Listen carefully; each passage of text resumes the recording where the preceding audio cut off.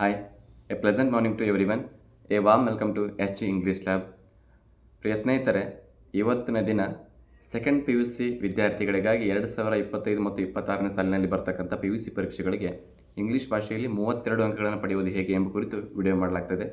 So ಆ ಕಾರಣಕ್ಕೆ English ವಿದ್ಯಾರ್ಥಿಗಳಿಗೆ ಒಂದು ವಿಶೇಷವಾಗಿರ್ತಕ್ಕಂಥ ಕೆಲವನ್ನ ಕ್ಲೂಗಳನ್ನು ಕೊಡ್ತಾ ಮೂಲಕ ಹಾಗೆ ಕೆಲವೊಂದಿಷ್ಟು ಅವರಿಗೆ ಸಲಹೆಗಳನ್ನು ಕೊಡ್ತಾ ಮೂಲಕ 32 ಅಂಕಗಳನ್ನು ಹೇಗೆ ಪಡೆಯುವುದು ಎಂಬುದನ್ನು ಸುಲಭವಾಗಿ ವಿಡಿಯೋ ಮೂಲಕ ಹೇಳ್ತಾ ಹೋಗ್ತೇನೆ.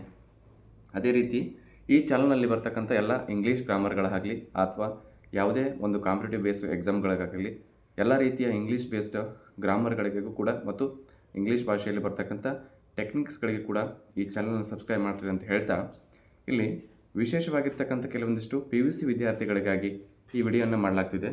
ಯಾಕೆ ಅಂತ ಕೇಳಿದರೆ, ಎಷ್ಟೋ ವಿದ್ಯಾರ್ಥಿಗಳಿಗೆ 32 ಮಾರ್ಕ್ಸ್ಗಳನ್ನು ಗ್ರಾಮೀಣ ಮಟ್ಟದಲ್ಲಿ ಅಧ್ಯಯನ ಮಾಡ್ತಕ್ಕಂಥ ವಿದ್ಯಾರ್ಥಿಗಳಿಗೆ ತುಂಬ ಕಠಿಣವಾಗಿರ್ತಕ್ಕಂಥ ವಿಷಯ ಅಂತಂದರೆ ಇಂಗ್ಲೀಷ್ ಆಗಿರ್ತದೆ. ಸೊ ಆ ಕಾರಣಕ್ಕೆ 32 ಮಾರ್ಕ್ಸ್ಗಳನ್ನು ಹೇಗೆ ಪಡೆಯುವುದು ಎಂಬುದನ್ನು ಈ ವಿಡಿಯೋದಲ್ಲಿ ಚಿಕ್ಕ ಪ್ರಮಾಣದಲ್ಲಿ ಹೇಳಿರ್ತೇನೆ. ಅದೇ ರೀತಿ ಮುಂಬರುವ ವಿಡಿಯೋಗಳಲ್ಲಿ ಹೊಸ ರೀತಿಯ ಗ್ರಾಮರ್ಗಳನ್ನು ಬಿಡಿಸುವುದರ ಮೂಲಕ ನಿಮ್ಮ ಮುಂದೆ ಹೇಳ್ತಾ ಹೋಗ್ತೀನಿ.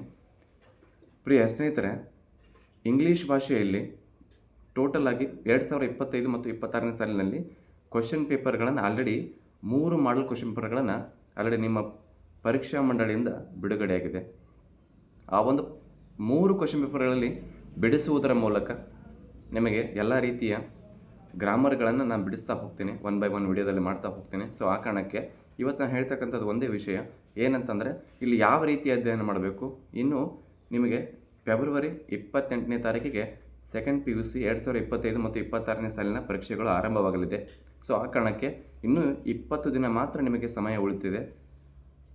ಆ ಉಳಿದಿರುವ ಸಮಯವನ್ನು ಸರಿಯಾದ ರೀತಿಯಲ್ಲಿ ಸದುಪಯೋಗಪಡಿಸಿಕೊಂಡು ಈ ಬರ್ತಕ್ಕಂಥ ತಮಗೆ ಕಠಿಣವಾಗಿರ್ತಕ್ಕಂಥ ಸಬ್ಜೆಕ್ಟ್ಗಳಿಗೆ ಎಷ್ಟೆಷ್ಟು ಅಧ್ಯಯನ ಮಾಡಬೇಕು, ಯಾವ್ಯಾವ ರೀತಿ ಅಧ್ಯಯನ ಮಾಡಬೇಕು, ಅದು ಎಸ್ಪೆಷಲಿ ನಮ್ಮ ಇಂಗ್ಲೀಷಿಗೆ ಸಂಬಂಧಪಟ್ಟ ಹಾಗೆ ಎಷ್ಟು ಮಾರ್ಕ್ಸ್ಗಳನ್ನು ಹೇಗೆ ತೆಗೆದುಕೊಳ್ಬೇಕು ಎಂಬುದನ್ನು ನಾನು ಪ್ರತಿನಿತ್ಯ ವಿಡಿಯೋವನ್ನು ಹಾಕ್ತಾ ಹೋಗ್ತೀನಿ. ಅದೇ ರೀತಿ ಇನ್ನೊಂದು, ಇಲ್ಲಿ ಇಂಗ್ಲೀಷ್ ವಿಷಯಕ್ಕೆ ಸಂಬಂಧಪಟ್ಟಿದ್ದ ರೀತಿ ಆದರೆ ನಾವು ಸ್ವಲ್ಪ ಬೇಸಿಕ್ ಗ್ರಾಮರನ್ನು ಸ್ವಲ್ಪ ಕರೆಕ್ಟಾಗಿ ನೋಡ್ಕೊಳ್ಬೇಕಾಗ್ತದೆ. ಸೊ ಅದೇ ರೀತಿ ಇನ್ನು ಮುಂದೆ ಬರ್ತಕ್ಕಂಥ ಕೆಲವಿಷ್ಟು ನಾವೇನು ಮಾಡಬೇಕು, ಗ್ರಾಮರ್ ಪಾರ್ಟ್ಗಳನ್ನು ಪ್ರಾಕ್ಟೀಸ್ ಕೂಡ ಮಾಡಬೇಕಾಗ್ತದೆ ಅಂತ ಹೇಳ್ತಾ, ನಾನು ಮುಂದಿನ ವಿಡಿಯೋದಲ್ಲಿ ಪ್ರತಿಯೊಂದು ಗ್ರಾಮರ್ಗಳನ್ನು 32 ಮಾರ್ಕ್ಸನ್ನು ಪ್ರತಿ ವಿದ್ಯಾರ್ಥಿ ತೆಗೆದುಕೊಳ್ಳುವ ಆ ರೀತಿಯಲ್ಲಿ ಆ ವಿಡಿಯೋಗಳನ್ನು ಮಾಡಿ ತಾವು ಅಪ್ಲೋಡ್ ಮಾಡ್ತೀನಿ ಅಂತ ಹೇಳ್ತಾ, ಮುಂದಿನ ವಿಡಿಯೋಗಳಿಗಾಗಿ ಮತ್ತೆ ಮುಂದಿನ ವಿಡಿಯೋ ಸಿಗೋಣ. ಅಲ್ಲಿವರೆಗೂ ಹ್ಯಾವ್ ಎ ಗುಡ್ ಟೈಮ್.